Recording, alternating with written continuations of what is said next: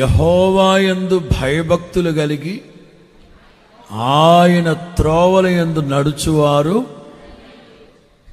నిశ్చయముగా నీవు నీ చేతుల కష్టార్జితాన్ని అనుభవిస్తావు. నీవు ధన్యుడవు, నీకు మేలు కలుగుతుంది. ఎందుకు? వాళ్ళ అబ్బాయి రాశాడు ఒక మాట, భార్య దొరికిన వానికి. వాళ్ళ అబ్బాయిగా రాసింది, సొలొమోనేగా రాసింది. నీకు మేలు కలుగుతుంది, భార్య దొరికిన వారికి మేలు దొరుకుతుంది. నీ లోగిట నీ భార్య ఫలించడి ద్రాక్షవల్లి, నీ భోజనపు బల్ల చుట్టూ నీ పిల్లలు. గమనించండి, ద్రాక్ష ఒలీవ.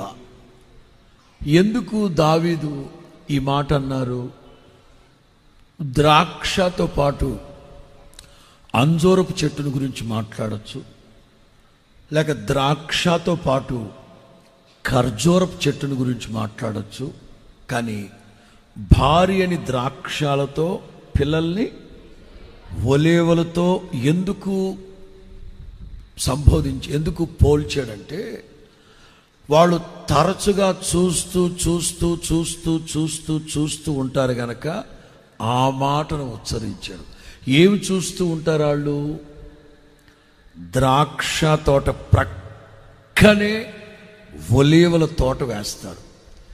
యూదుల పారంపర్య ఆచారం ఏంటంటే, ద్రాక్షల తోట ప్రక్కనే ఒలీవల తోట వేస్తారు. అందుకే దావీదు పోలుస్తూ భార్యని ద్రాక్ష, పిల్లల్ని చూపెడతానమాట. ఇదో చాలా సీరియస్ చూస్తున్నారు, నేనేదో కొత్తగా చెప్పినట్టు.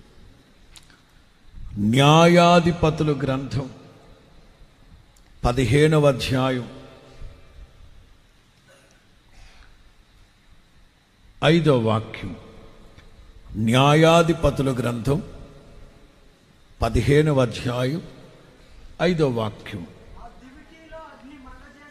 ఆ దివిటీలో అగ్ని మండజేసి, చూడండి, గోధుమ చాలలోకి వాటిని, పనల కుప్పలను, పైరును, ద్రాక్ష తోటలను, ఒలీవ తోటలను.